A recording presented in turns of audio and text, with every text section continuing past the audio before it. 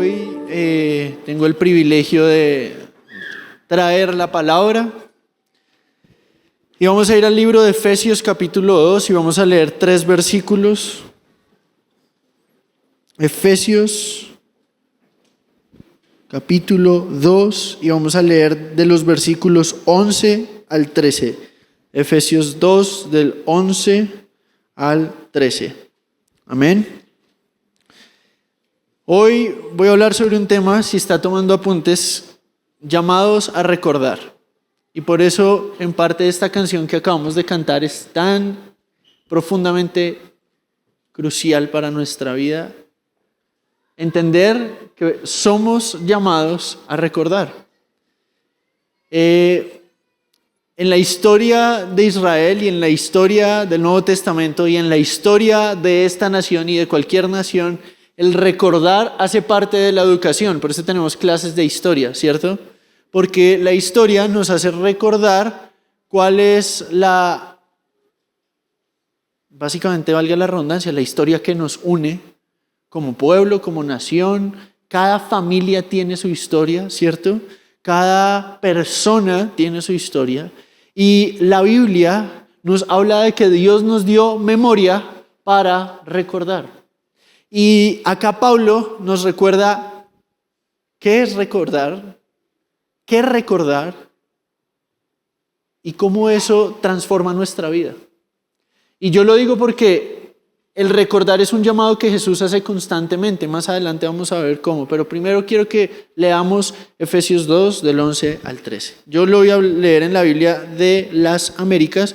Usted puede usar cualquier traducción que tenga a la mano o la que pongan acá en pantalla. Dice así: recuerden pues que en otro tiempo, ustedes los gentiles en la carne, llamados de la incircuncisión por la tal llamada circuncisión hecha por manos en la carne.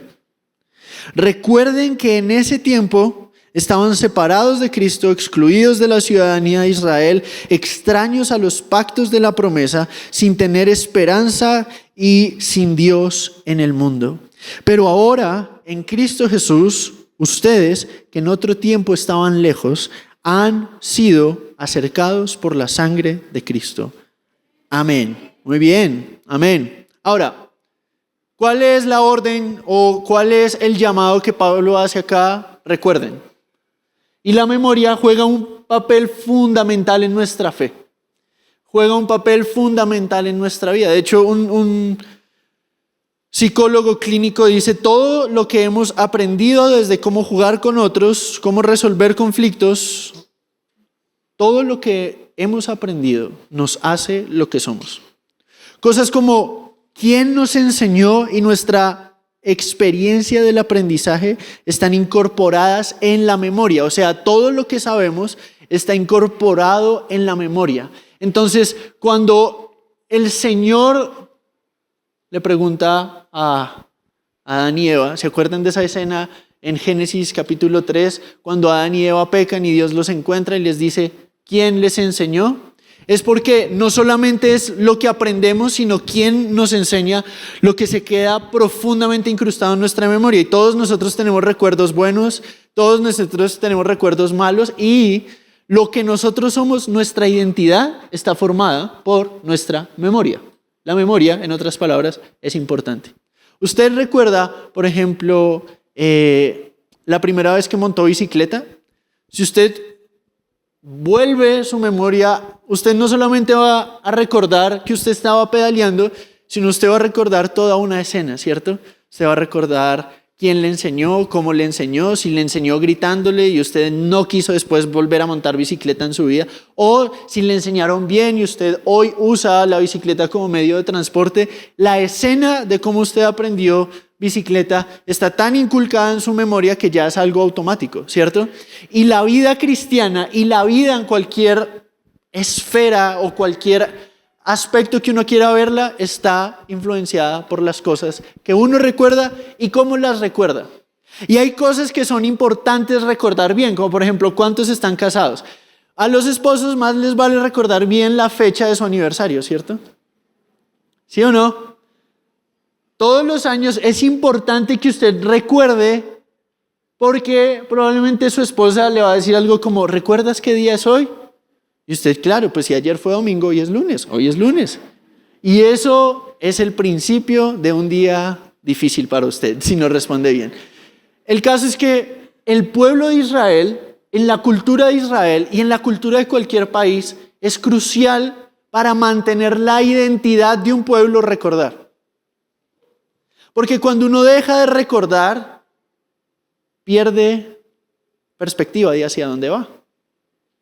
Cuando uno deja de enseñar, por ejemplo, a los niños la historia de México, ¿cuál va a ser su identidad nacional, cierto? Entonces una de las cosas que más pregunta la gente es, bueno, ¿y cuál es la historia de México? Y yo me he dado cuenta que en México hablar de la historia de México es un poco polémico porque cada quien tiene sus perspectivas y no, pasó así, asá, y nada más no sé, hay un botón en ciertos mexicanos que uno toca y es como la historia de México y la Revolución Mexicana y después, no, los franceses horribles o los franceses asombrosos o los americanos nos quisieron conquistar y los niños héroes y todas estas cosas increíbles que tiene la historia mexicana. No voy a hacer ningún tipo de recuento de historia mexicana, tranquilos.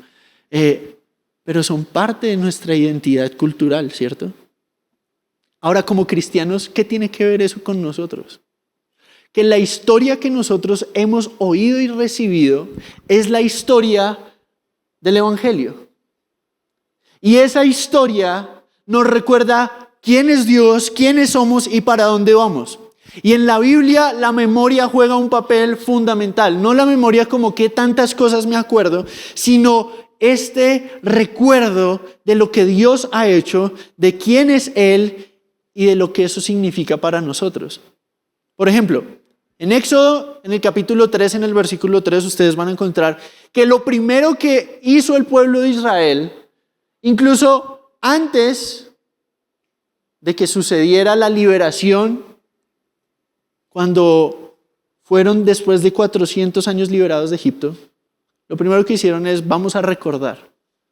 Y ustedes van a entender que el día en que nosotros fuimos liberados va a ser el primer día del año y vamos a celebrar con panes sin levadura. Y después había otra fiesta que se llamaba la fiesta de los tabernáculos. Y todas esas fiestas eran oportunidades para que ellos recordaran el Dios en el que habían creído, lo que Él estaba haciendo y lo que Él iba a hacer, porque ellos eran el pueblo de la promesa.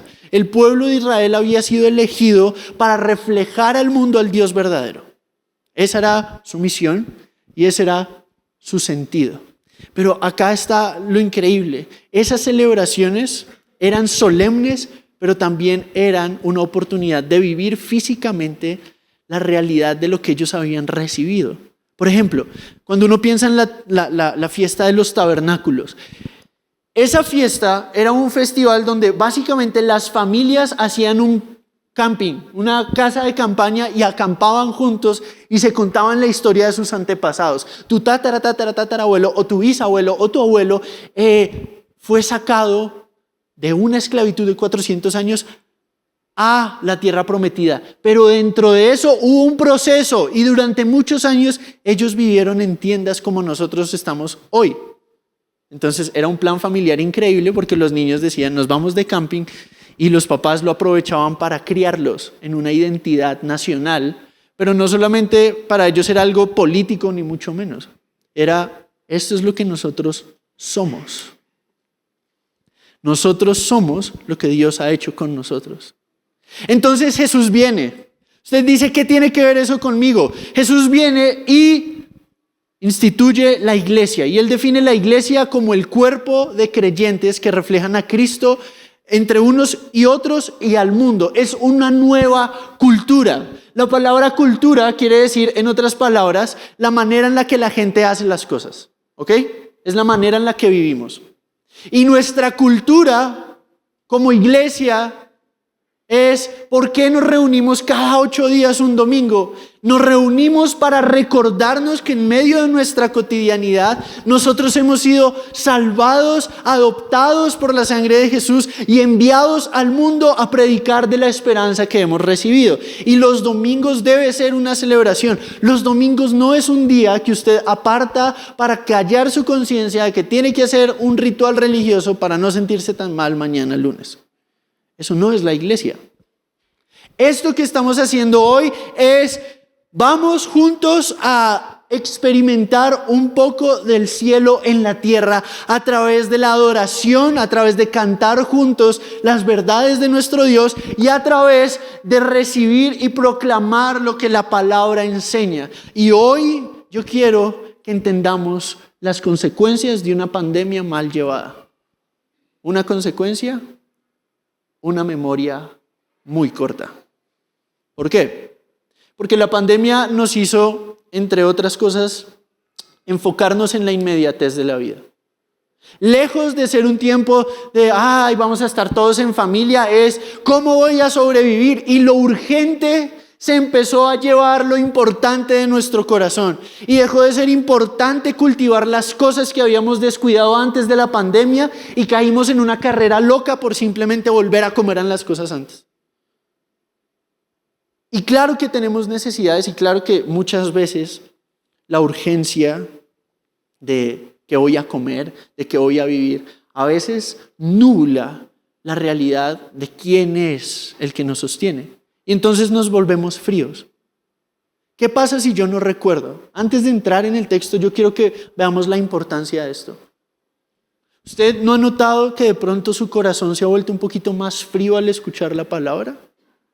No sé si sea su caso, pero de pronto es algo que yo he notado en la iglesia, no solo en esta, sino en nosotros como creyentes, como que constantemente se nos está predicando sobre un fuego que había antes, pero que ya no hay tanto.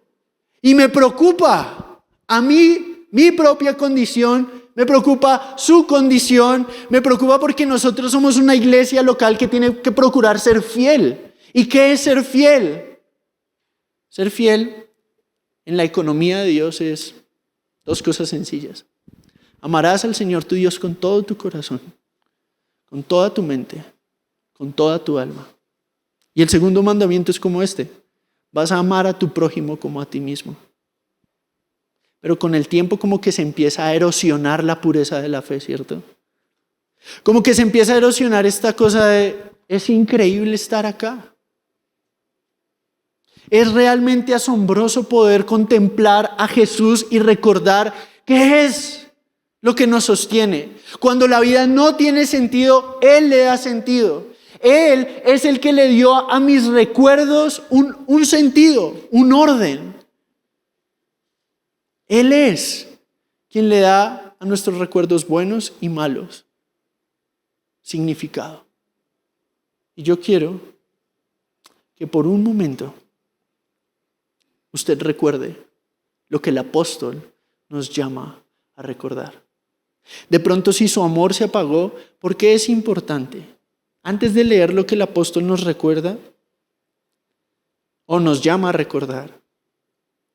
Esto es importante porque si usted va a Apocalipsis, Jesús le habla a iglesias que se enfriaron.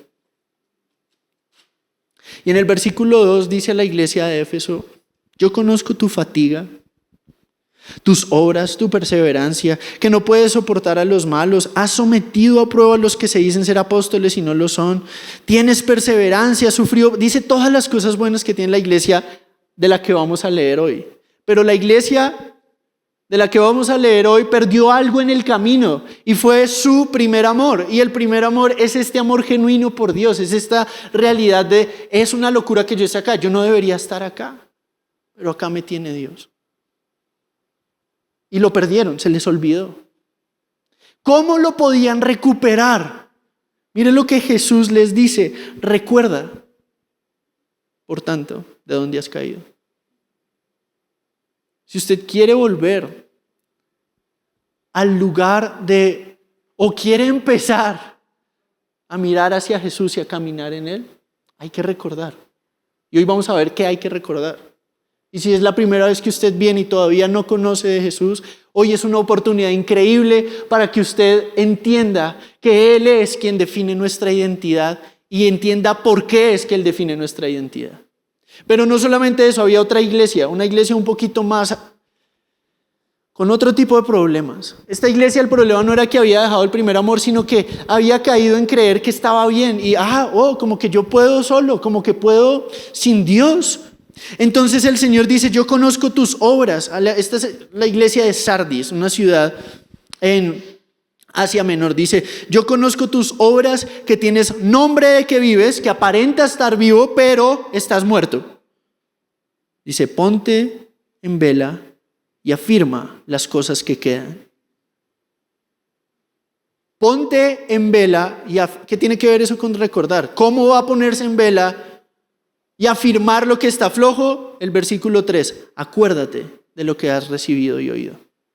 Ok, esto es importante porque es fácil olvidar. ¿Qué es lo que hemos recibido? ¿Qué es lo que hemos oído? ¿Qué es lo que eso significa? Pero acá el apóstol lo dice de una manera increíble. Le está hablando a la iglesia en Éfeso y a varias iglesias alrededor y les dice, recuerden pues que en otro tiempo ustedes eran gentiles en la carne, llamados incircuncisión por la tal llamada circuncisión hecha de manos en la carne. Recuerden que en ese tiempo estaban separados de Cristo, como lo leímos al principio, excluidos de la ciudadanía de Israel, extraños a los pactos de la promesa, sin tener esperanza y sin Dios en el mundo. Y lo primero que quiero que veamos en este ejercicio para recordar es la vida antes de Cristo. Usted sabe que la historia de la civilización se divide en antes de Cristo, después de Cristo, ¿cierto? También, aunque la han querido cambiar, últimamente se dice antes de la era común y después de la era común, pero ¿cuál es la fecha común? Cristo. Entonces, aunque lo quieran cambiar, sigue siendo Cristo. ¿Listo? Y así como la civilización tiene un antes y un después de Cristo, usted que conoce de Dios, ¿usted se acuerda de su vida antes de Cristo? Porque eso es exactamente lo que Pablo nos dice que recordemos. Recuerden pues que en otro tiempo ustedes, los gentiles en la carne, así llamados por los de la circuncisión hecha de carne. ¿Por qué estaba Pablo hablando en términos de circuncisión? Porque él estaba haciendo una división entre gentiles y judíos. ¿Por qué eso es importante para nosotros? Porque antes de Cristo nosotros no teníamos ni idea. Pablo estaba diciendo, lo que estaban perdiéndose es asombroso, pero ustedes no tienen ni idea de qué se estaban perdiendo. ¿De qué se estaban perdiendo? Más adelante lo vamos a ver. Pero lo primero que dice es, tanto ustedes, gentiles, como los judíos, eran lo que eran en la carne.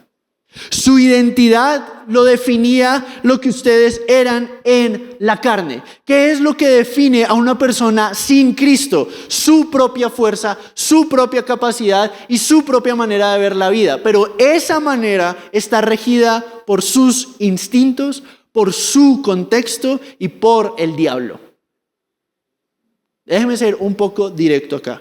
La persona que camina sin Cristo camina influenciada por tres cosas: los apetitos de sus instintos, la influencia de su contexto, de sus amigos, y todo eso está regido por el príncipe de la potestad del aire, como lo menciona el mismo Pablo en este mismo capítulo, en el versículo 3, que es el diablo.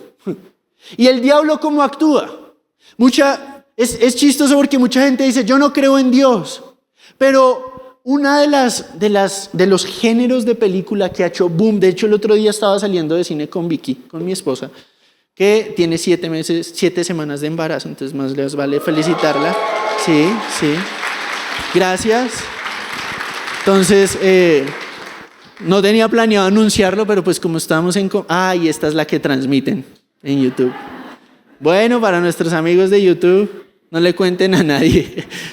Bueno, en fin, el caso es que estábamos saliendo de cine y vimos las carteleras de las películas que venían, ¿no? Entonces, los títulos eran unas cosas, El festín del diablo, El conjuro 20, era una sala llena de carteleras. De las 9, yo conté 9 en total, unas 8 eran de películas de terror. ¿Qué es lo que hacen las películas de terror? Juegan con el mundo espiritual y crean una conciencia en la mente de la persona. Le hacen temerle más al diablo que a Dios. Entonces la gente común tiene una conciencia del mundo espiritual. y cree que el mundo espiritual va a operar de la siguiente manera. Si usted vio una película de terror y apagó la luz, usted empieza a pedir que nadie le jale las patas en la noche, ¿cierto? Pero así no funciona el mundo espiritual, tanto como de la siguiente manera. ¿Cómo operan esas tres influencias para una persona que vive en la carne? Le empieza a alimentar las perversiones naturales a las que su corazón le inclina y el contexto le ayuda. Como lo diría el sabio proverbio con el que mi madre me crió, la vaca negra, la noche oscura y yo que no veo. Esas tres cosas son el diablo, mi maldad personal y el mundo. Y todo eso me esclaviza. Y me vende una idea. Tú sé infiel, nadie se va a dar cuenta, se va a sentir bien. ¿Cuántas familias destruidas por ese tipo de pensamiento?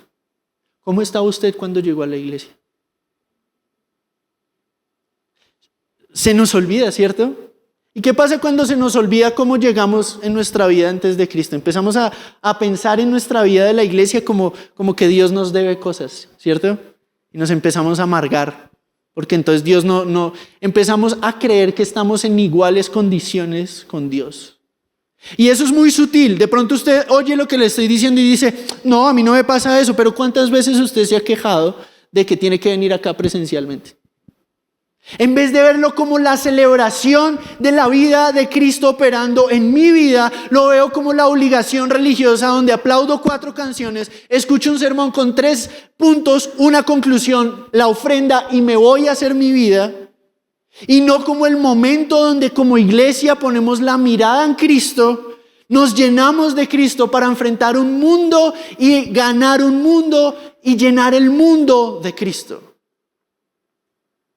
A la manera de Cristo y en la fuerza de Cristo.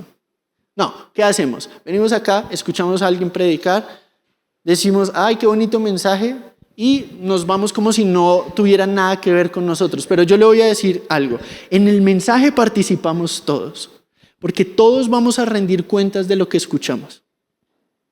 Usted ya no puede haber escuchado lo que escuchó, ya es responsable. Lo siento.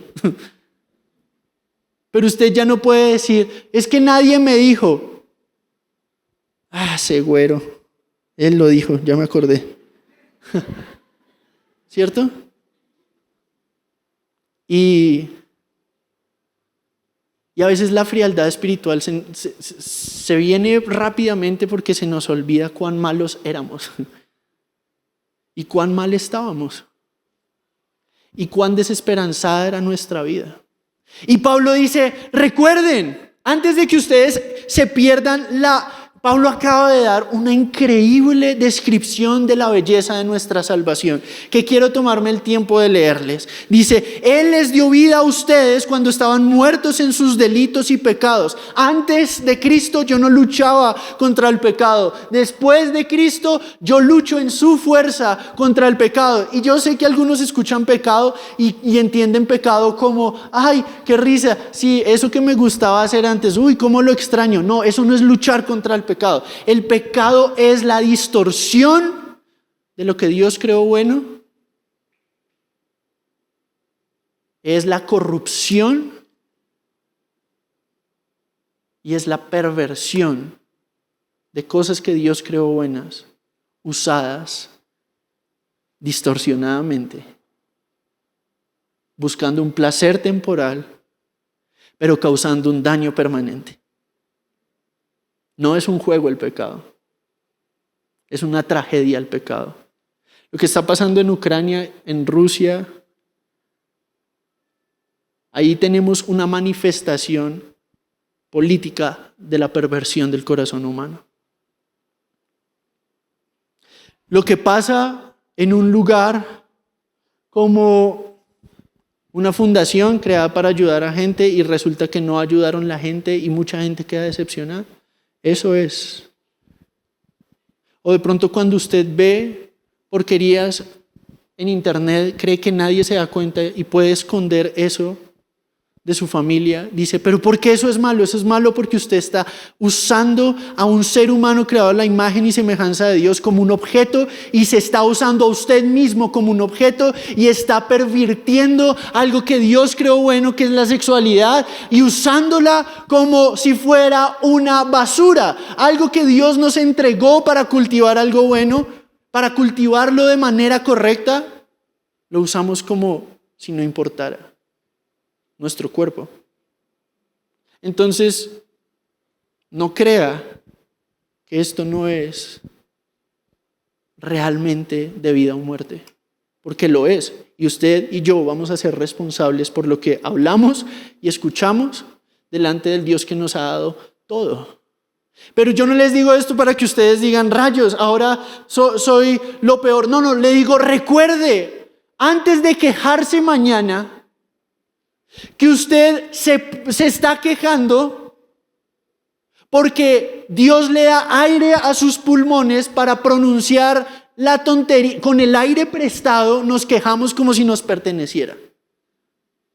Israel fue liberado de 400 años de esclavitud y dijeron, ¿cómo vamos a entender? Hoy estaba leyendo un libro donde hablaba específicamente de la función del pan en el mundo antiguo, en el Medio Oriente antiguo.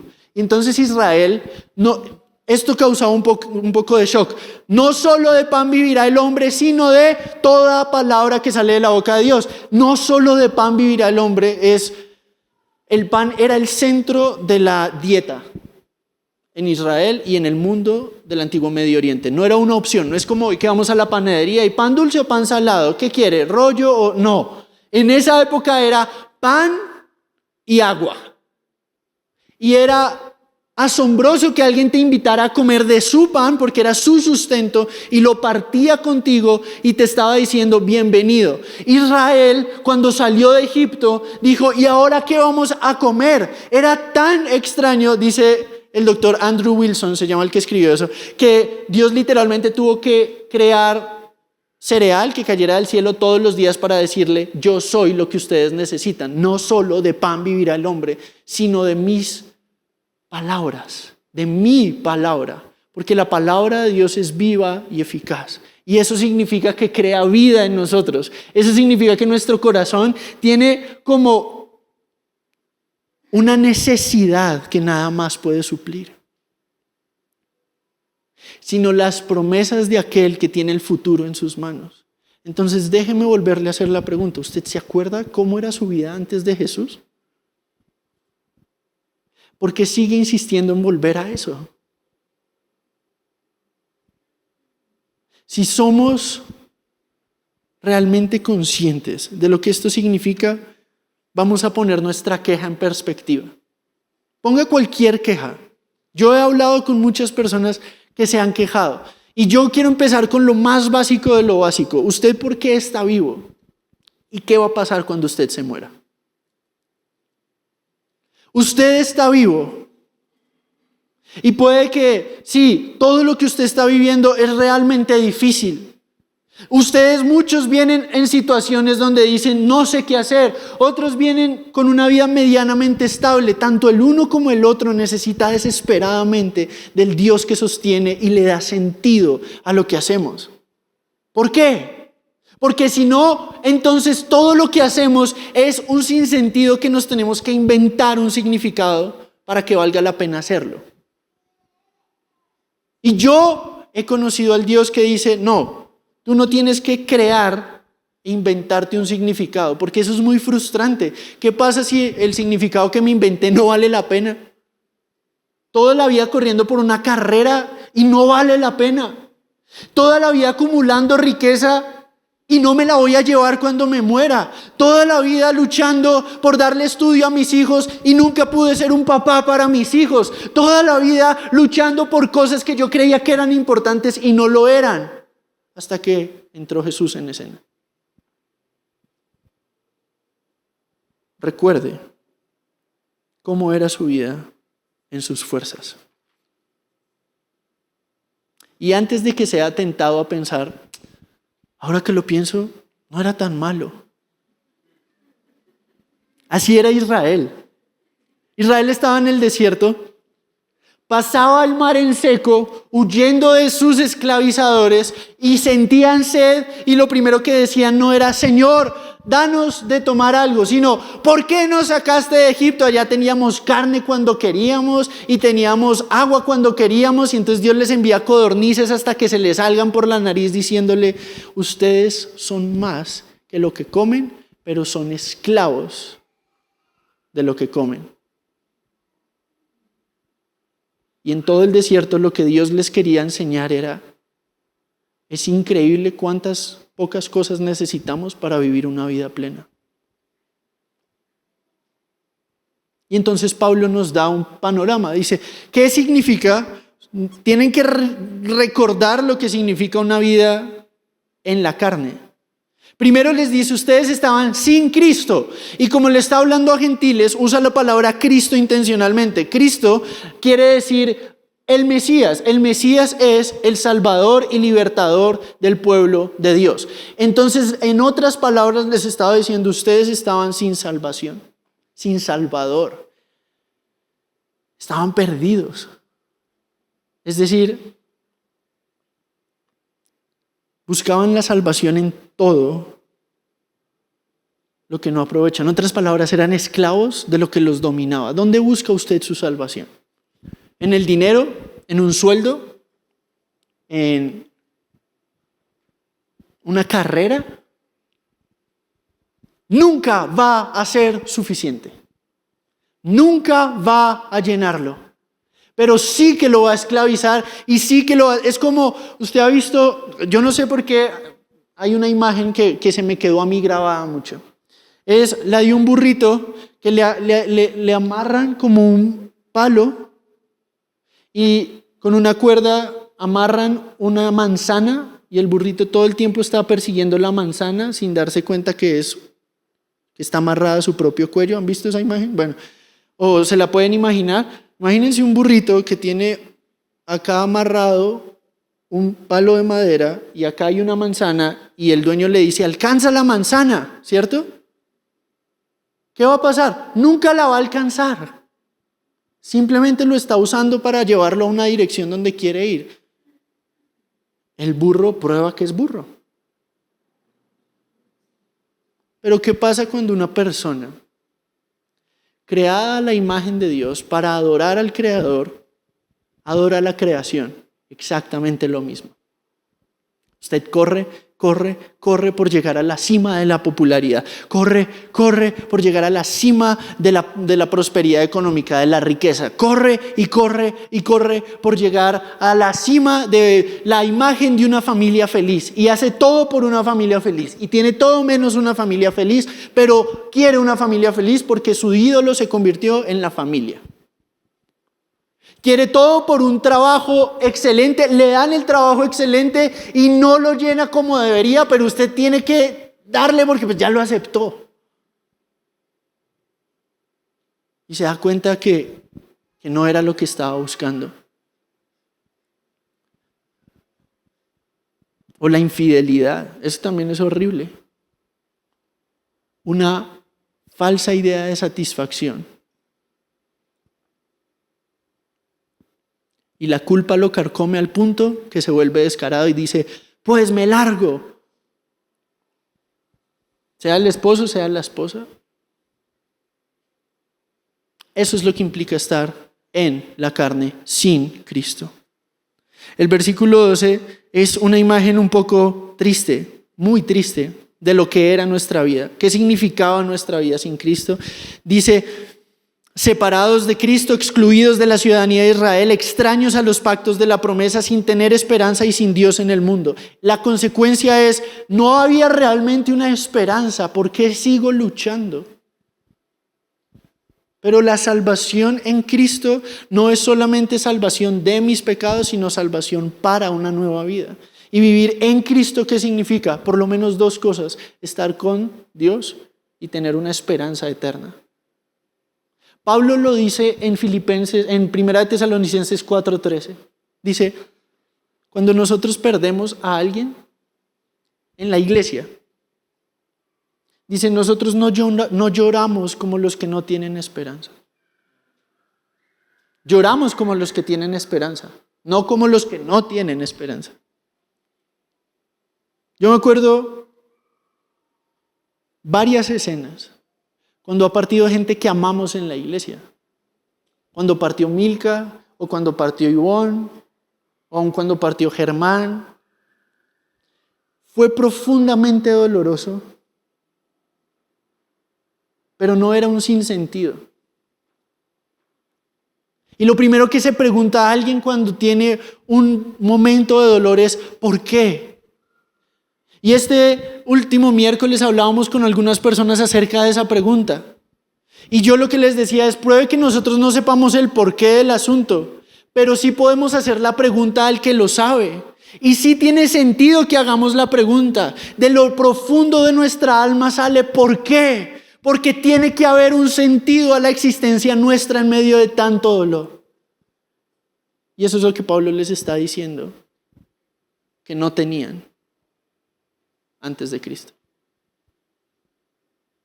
Y si algo le está doliendo en su alma, en su cuerpo, en su vida, puede que usted no tenga respuestas, pero en Cristo tiene a quien llevarle sus preguntas.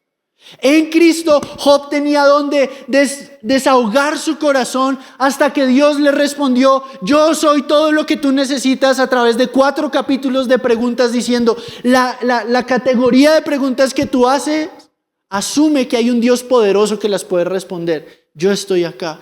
En últimas, Job no quería una respuesta abstracta. Job recibió lo que necesitaba, a Dios mismo. ¿Qué es lo que Dios da en el tiempo de dolor? Lo único que una persona necesita realmente, a Dios. Él se entrega a sí mismo. Y lo último que quiero hablar hoy es, si necesitamos recordar lo que éramos antes de Cristo y lo que implica estar sin Cristo, tenemos que recordar lo que ahora somos en Cristo. Usted sabe que usted y a mí Dios no nos debe nada y entregó su propia vida por nosotros. La medida del amor de Dios por una persona no son los bienes que posee. Es Cristo sangrando por amor en una cruz. Pero se nos olvida.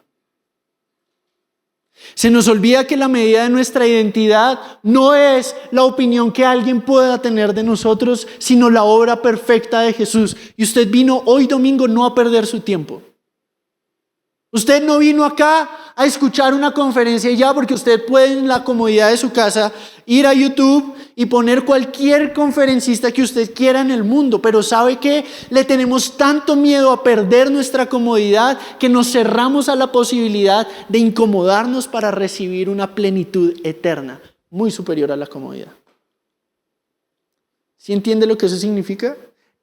Lo voy a explicar en un ejemplo cotidiano. Usted le da pereza venir a la iglesia. ¿Qué revela esa pereza acerca de nuestro corazón? Usted dice, lo que pasa es que allá son una manada de hipócritas. Pues claro, no ve que esto es un hospital, no es un hotel. Es un hospital del alma. Y todos venimos acá no porque estuviéramos bien, sino porque admitimos que estamos mal y necesitamos al que está perfectamente en capacidad de ayudarnos, al médico de médicos. Pero entonces, ¿por qué no lo recuerdo en la semana? ¿Por qué lo veo como yo le estoy haciendo un favor a Dios? ¿Perdón? Si Dios por definición es Dios, eso significa que no necesita favores, que los da. Pero a veces sentimos que todo el mundo nos debe. ¿Cierto? No, me debe mi líder, me debe mi compañero, me debe mi esposa, me debe mi papá, me debe mi mamá. No. Nadie le debe lo que Cristo ya cubrió en su vida. Porque Él es suficiente. Y Él se entregó a sí mismo para que usted sepa que aunque su papá y su mamá lo hayan dejado, que aunque su líder le falle, que aunque el pastor que usted veía y era su favorito cayó en adulterio y era una farsa, que aunque la iglesia a la que usted iba, esto o aquello, Él permanece fiel y sigue construyendo su iglesia. En serio, esa es nuestra identidad. No que yo pueda, sino que Él es. Y entonces vengo aquí a recordar, para arrepentirme, agarrar fuerzas y continuar. La iglesia es el hospital del alma. Y usted viene aquí a recordar que no se necesita ir a la iglesia para ser cristiano, pero sí se necesita la iglesia para perseverar en el cristianismo. Porque nadie va a la iglesia, nadie va a la guerra solo, nadie.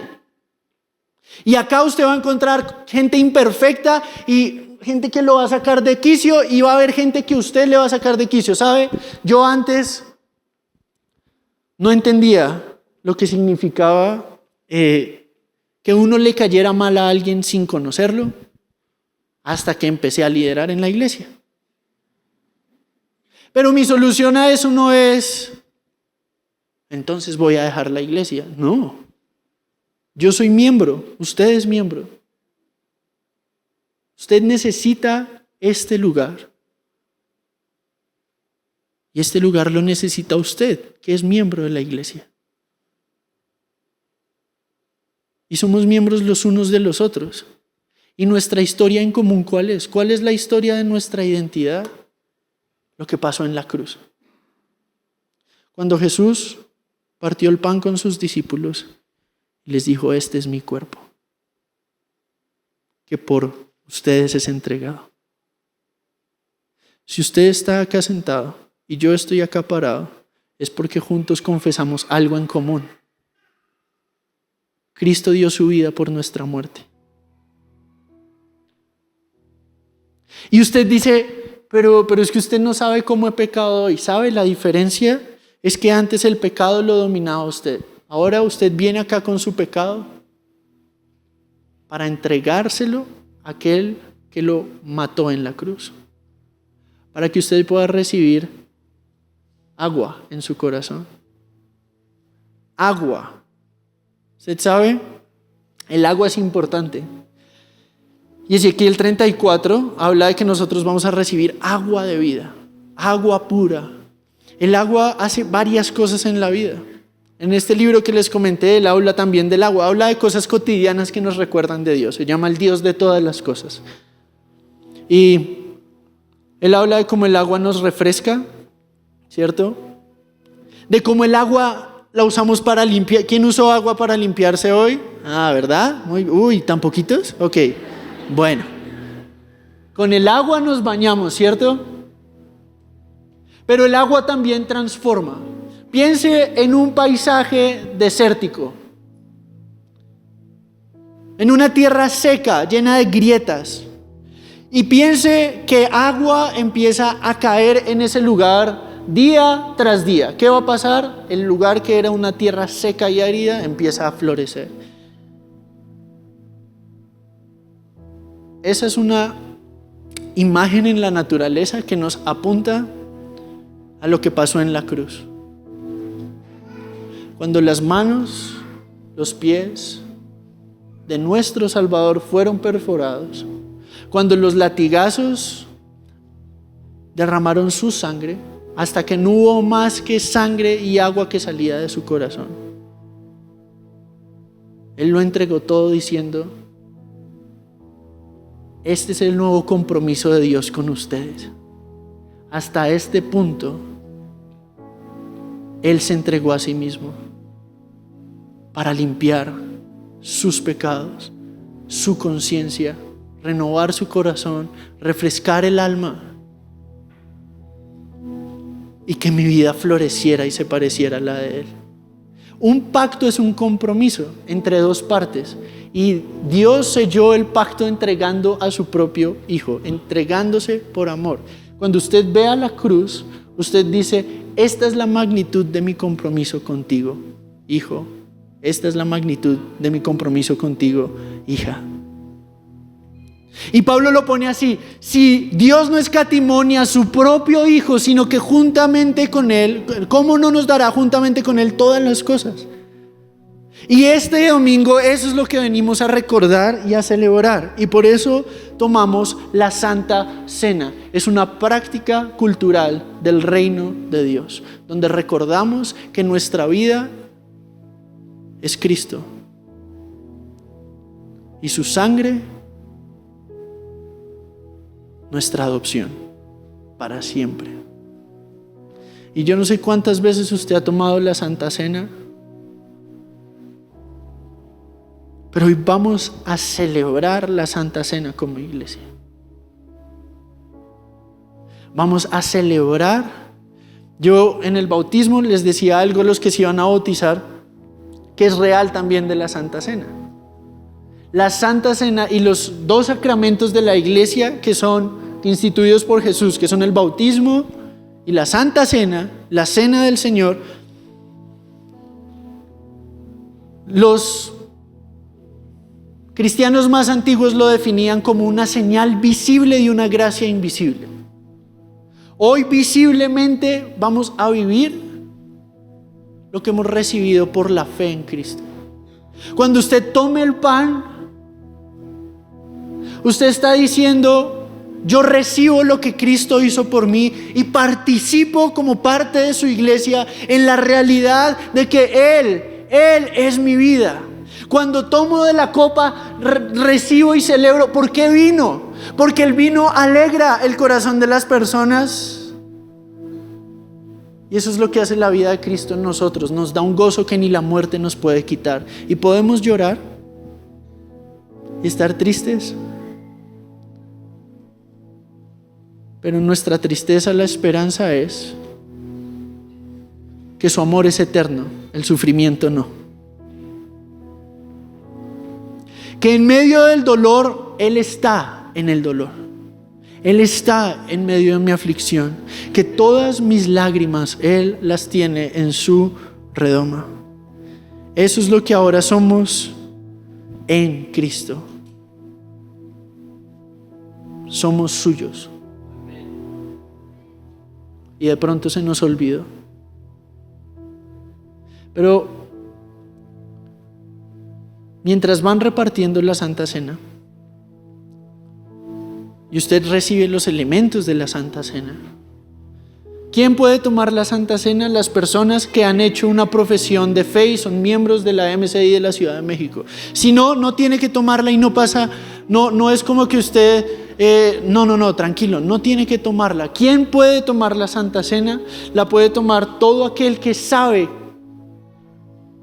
y discierne, dice la Biblia, el cuerpo y la sangre de Cristo. Eso lo dice Pablo en 1 Corintios 11. Usted lo puede leer del 18 al 34.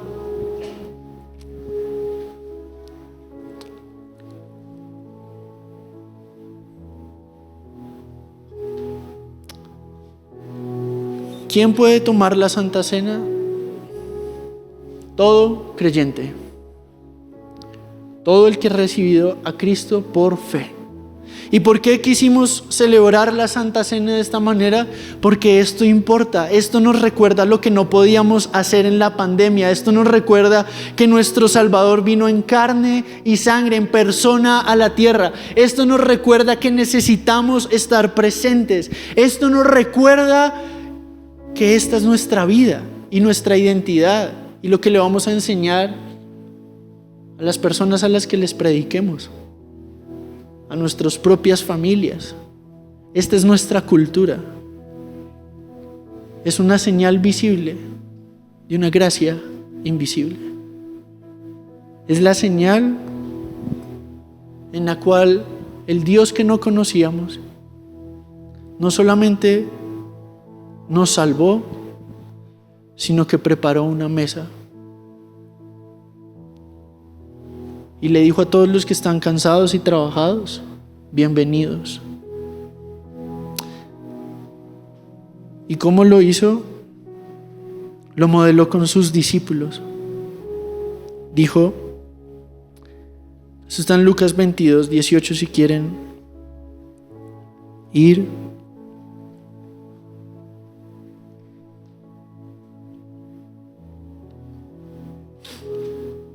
Dice: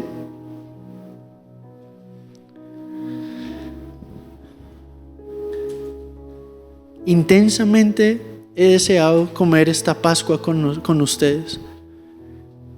¿Se acuerdan que hablamos de Éxodo 13? Esa era la Pascua. ¿La Pascua qué era? La Pascua era la celebración de que ya no eran esclavos.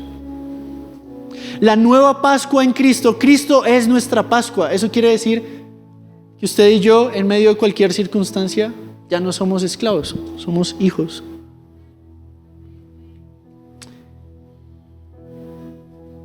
Y mire lo que dice: intensamente he deseado comer esta Pascua con ustedes. En todo este tiempo que usted se ha estado alejando del Señor, que su corazón se ha estado enfriando, Él ha permanecido fiel. Y por eso nos trae acá como iglesia. Y nos permite reunirnos físicamente como iglesia. Y poder transmitir a los que no pueden estar acá virtualmente, pero a los que sí pueden, deben estar acá. Porque es importante estar. Porque nada reemplaza la comunión unos con otros. Por eso Jesús dice: intensamente he deseado comer esta Pascua con ustedes, antes de padecer. Porque les digo que nunca más volveré a comerla hasta que se cumpla el reino de Dios. Es decir, con esto que nosotros estamos haciendo, estamos proclamando que Jesús murió por nuestros pecados. Y dice que habiendo tomado la copa, después de haber dado gracias, dijo: tomen esto y repártanlo entre ustedes. Él es el anfitrión y nosotros somos los servidores el uno al otro. El anfitrión de esta reunión no soy yo, es nuestro Jesús. El Espíritu Santo nos convocó a cada uno de nosotros. Y está sirviendo una mesa, y la mesa es su palabra predicada. Pero la palabra predicada no simplemente depende del que la habla, sino que usted activamente la reciba y la reparta a quien tiene hambre. Pero primero, esto es una reunión familiar. Y por reunión familiar no queremos decir que vienen familias, sino que se junta la familia. Por eso la Santa Cena es solemne, pero también es una celebración de que estamos juntos, unidos por el vínculo más profundo. Usted no me conoce a mí, o de pronto me conoce poco, o me conoce algo, pero yo soy su hermano en Cristo y le va a tocar aguantarme por mucho tiempo, hasta la eternidad. Entonces puede que a usted no le caiga bien la persona que está al lado, pero más le vale que juntos miren a Jesús, no se miren el uno al otro, miren a Jesús y se van a empezar a amar más mutuamente. Esa es la lección bíblica, y eso es lo increíble de, yo sé que nos vamos a tomar un poquito más de tiempo este domingo, pero puede que esto sea una semilla para formar una cultura en la iglesia que nos define lo que Cristo ha hecho por nosotros, no lo que nosotros podemos hacer, sino lo que Él puede hacer en nosotros. No nuestros errores, sino su gracia. No nuestro pecado, sino su santidad. No nuestras limitaciones, sino su poder para hacer mucho más allá de lo que podemos pedir o imaginar. Y esa es nuestra esperanza. Y cuando usted salga de acá después de haber tomado la Santa Cena, alguien le va a preguntar: usted está, yo qué sé, endeudado, tiene una enfermedad, su familia está así, puede decirle lo que quiera. ¿Cuál es su esperanza? ¿Qué es lo que pasa en esa iglesia? Y usted le puede responder con toda seguridad: mi esperanza en la vida y en la muerte es que yo, diga su nombre, yo, Felipe Salamanca, yo, Alejandro, ¿ok? En cuerpo y alma. Entonces imagínese que a usted su hijo le pregunta: ¿pero usted por qué sigue siendo cristiano? Le está yendo igual de mal que hace 3 años. Ok, usted le va a responder esto: porque usted es participante del cuerpo y de la sangre de Jesús. Que yo en cuerpo y alma, tanto en la vida como en la muerte, no me pertenezco a mí mismo, sino a mi fiel Salvador Jesucristo, quien con su preciosa sangre ha hecho una satisfacción completa por todos mis pecados y me ha librado de todo el poder del diablo. Además, Él me preserva de tal forma que sin la voluntad de mi Padre Celestial no puede caer ni un cabello de mi cabeza. Sí, todas las cosas deben servir para mi salvación. Por lo tanto, mediante su Espíritu Santo, también me asegura que tengo vida eterna y me prepara y dispone de corazón para que viva para Él de aquí en adelante. Amén. Esa es mi esperanza en la vida y en la muerte. Y usted puede decirle, pero ¿qué tiene que ver eso? Usted puede decirle, yo soy un peregrino que va a la ciudad celestial. Cada domingo me reúno para comer del banquete, porque necesito.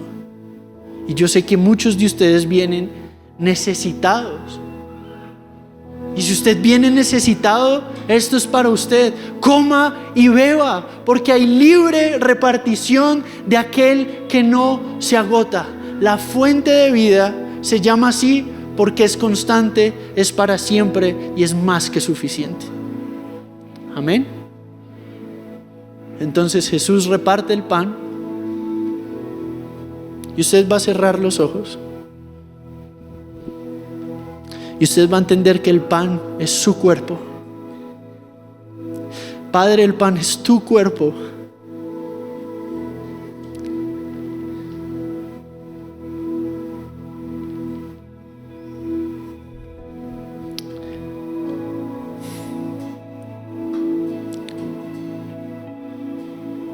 Y queremos, Señor, ser una iglesia consciente de tu presencia. A medida que el mundo se duele y llora y sufre y clama, que tu iglesia sea el instrumento de sanidad, que muestre a Cristo y a este crucificado.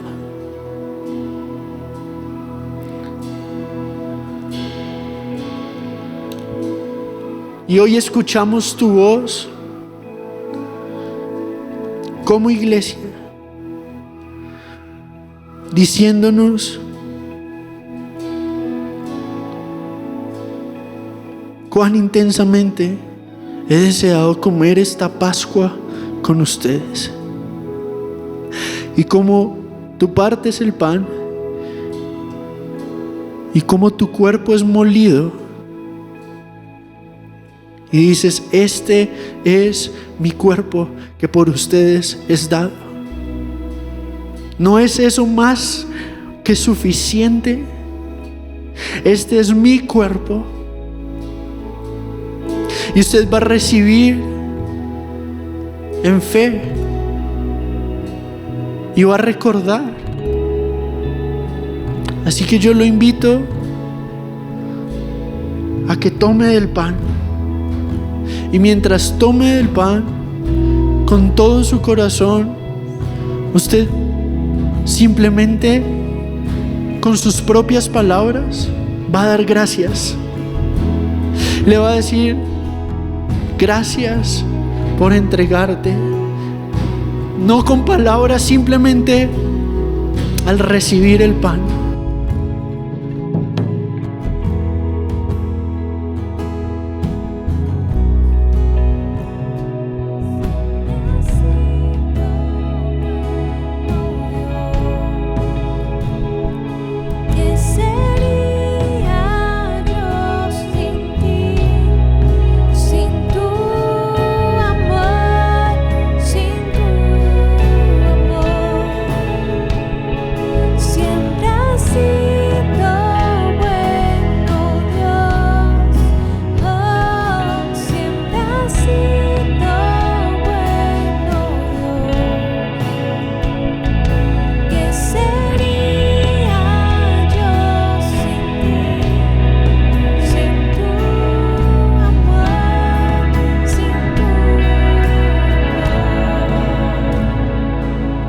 De la misma manera Jesús tomó la copa después de haber cenado, diciendo, esta es la copa, esta copa es el nuevo pacto en mi sangre, que es derramado por ustedes. Esa es la medida de su amor. Hoy recibimos, Jesús, tu sacrificio perfecto, y a través de esta copa recordamos la sangre que nos limpió cuando nada más podía limpiar nuestra conciencia, nuestra maldad, nuestro corazón. El agua viva que nos llenó de esperanza, tu sangre. Y va a tomar la copa, y mientras toma la copa va a dar gracias por la sangre preciosa de nuestro Salvador.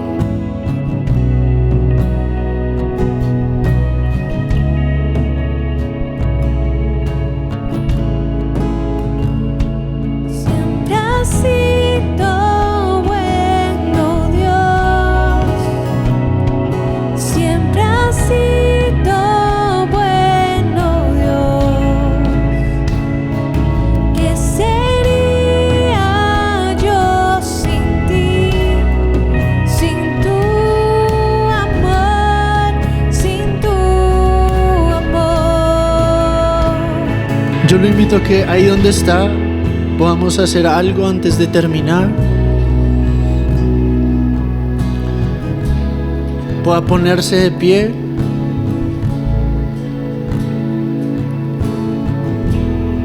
De pronto usted había olvidado o había estado divagando, pero lo que acabamos de hacer nos recuerda cuál es nuestra realidad. De pronto su amor se había debilitado,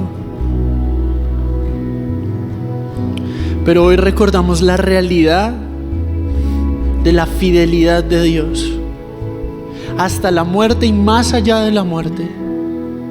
Y mientras cantamos esta canción juntos, desde el principio, vamos a hacerla una oración para que si algún día llegamos a olvidar, su gracia en la cruz nos recuerde que somos suyos para siempre, y que somos suyos en la vida y en la muerte, y que el bálsamo de su presencia sea lo que nos guíe hoy y para siempre. Entonces vamos a cantar como iglesia con todo el corazón, con todas nuestras fuerzas, como para Dios. Va a cerrar sus ojos, va a levantar sus manos, y en toda libertad vamos a adorar. Padre, estamos acá necesitados de ti y llenos de ti y salvos por ti. El pan de vida fue quebrado por amor, su muerte en la cruz compró mi salvación. La copa beberé en memoria de ti. Un nuevo pacto es para la humanidad. Te adoramos, Señor. Aleluya, recordaré tu promesa.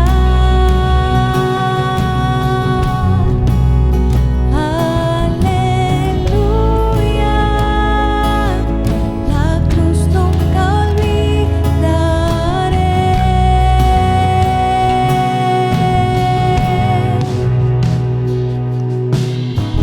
Camino en salvación.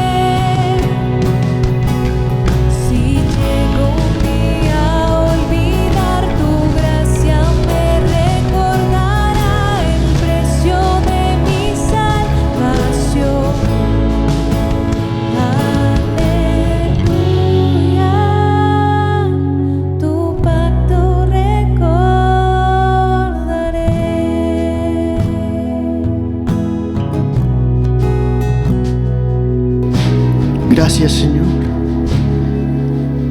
Gracias por recordarnos. Yo oro que este momento nos lleve al genuino arrepentimiento. Perdónanos por vivir tan superficialmente.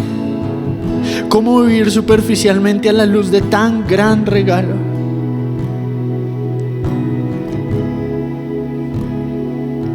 Que tu vida esté en mí y que tú hayas cargado con nuestros pecados.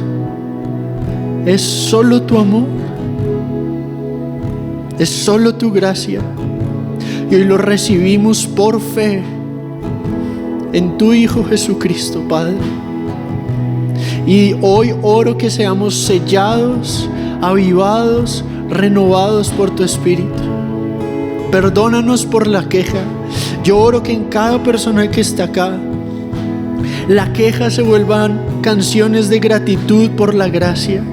La angustia se vuelva gozo en saber que tú tienes el control. Y la angustia se vuelva paz al saber que tú, Cristo, eres nuestra paz. Que todo orgullo se convierta en humilde y sencilla adoración. Te adoramos con todas las fuerzas de nuestro corazón. Y oro por todos los que vienen por primera vez. Si usted viene por primera vez y anhela entregarle su corazón a Dios y recibir el regalo de la salvación, simplemente va a dar un primer paso. Va a poner su mano en el corazón y puede repetir esta oración después de mí. Señor Jesús, hoy puedo ver que todo mi pecado, que toda mi maldad, tú la llevaste sobre tus hombros en la cruz. Dios, hoy reconozco que te necesito y que he pecado y quiero conocerte. Así que hoy quiero empezar un camino de confiar en ti. Te entrego mi vida y mi corazón y te pido que tú me des esa esperanza que solo tú puedes dar y que nadie me puede quitar. Hoy recibo el sacrificio de Jesús y te pido, lávame. Hoy creo en ti. Hoy creo en tu verdad y quiero un nuevo comienzo.